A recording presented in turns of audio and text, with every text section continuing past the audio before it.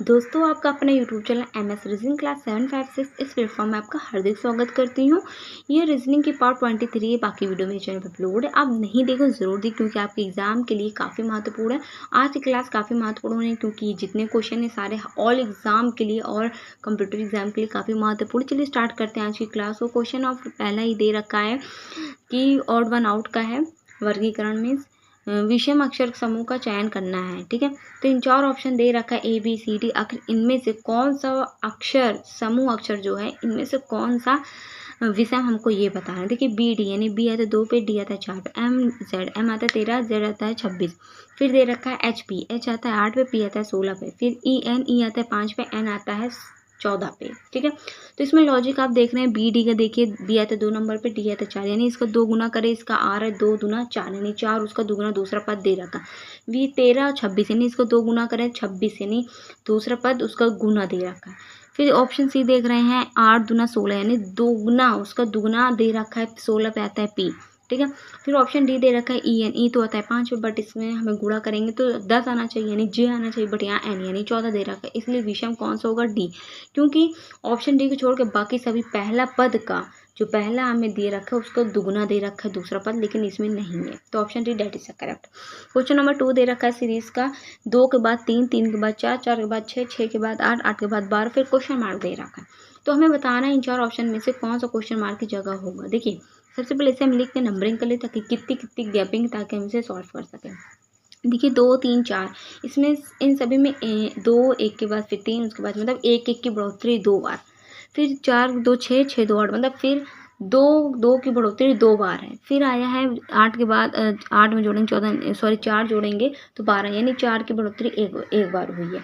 तो इसमें समझ ही नहीं आ रहा क्या लॉजिक लगा है। ठीक है, तो इसमें लॉजिक ये लगा कि इसमें 2 सीरीज छुपी है। आप ध्यान से देखिए ऊपर वाले रेड से मैंने ड्रॉ किया है 3 6 12 यानी 3 का जो है उसका दोगुना फिर जो आ रहा है फिर उसका दोगुना दे रखा है। नीचे वाली सीरीज में भी यही लॉजिक लगा है। ठीक है, तो देखिए ऊपर वाली सीरीज में यदि 3 का गुणा 2 से करें हमें 6 मिल गया, 6 गुणा 2 से करेंगे 12।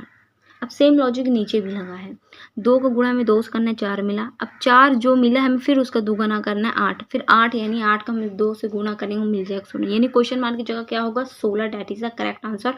ऑप्शन ए इसका करेक्ट आंसर हो जाएगा।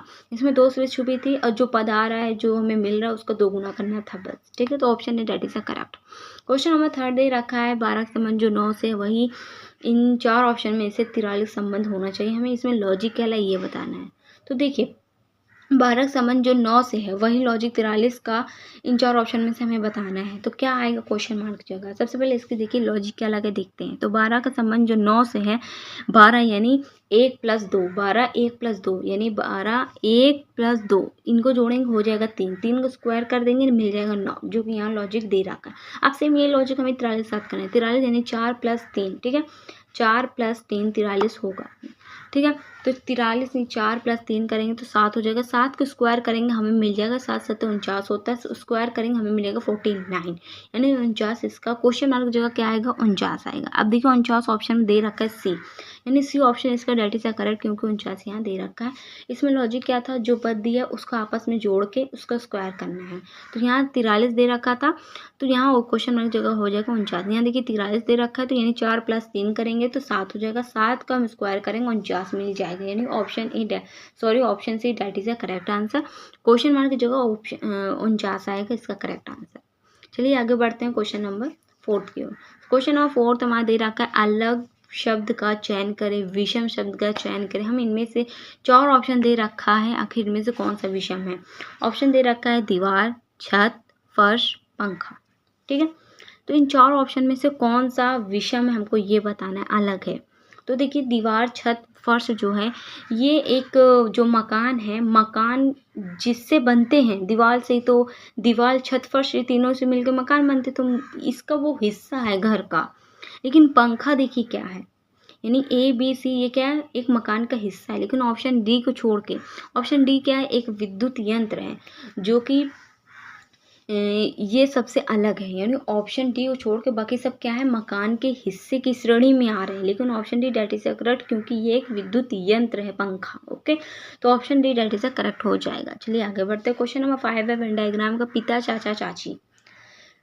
पिता चाचा चाची का इसका क्या सही अरेख होगा हमको ये बताना है। देखिए इसका क्या वेन अरेख बनेगा, चलिए जानते हैं। देखिए सबसे पहले ये जान लीजिए जो पिता है, जो पिता और चाचा में, यानी जो चाचा है वो किसी के पिता हो सकते हैं और किसी के पिता चाचा भी हो सकते हैं। ये आप समझ गए आई होप। जो पिता है वो किसी के चाचा हो सकते हैं, जो किसी के चाचा पिता भी हो सकते हैं किसी के। तो ये चीज़ तो आप समझ गए होंगे अच्छे से, ठीक है। तो चलिए इसका आरेख बना लेते। देखिए पिता कुछ इस प्रकार से आरेख बना, मैंने वृत्त से आरेखित कर दिया है, ठीक है। अब देखिए चाचा की बात करें तो चाचा जो हैं ये पिता को छूते हुए जाएंगे, मतलब पिता के टच इधर करते हुए जाएंगे, यानी चाचा कहलाएंगे। मीन्स जो पिता है वो चाचा भी हो सकते हैं किसी के, जो चाचा किसी के पिता हो सकते हैं। अब चाचे की बात करें, चाचे की जेंडर अलग है, वो एक अलग कैटेगरी, इनसे बिल्कुल टच नहीं है। तो ये एक अलग ड्रो, इसे मैंने किया, यानी option A that is the correct answer. मतलब जो पिता, इनका पिता और चाचा का संबंध नहीं है। जो किसी के पिता वो चाचा पद भी हो सकते हैं और चाचा पद किसी के पिता भी हो सकते हैं, और चाची एक अलग है। तो option A that is the correct.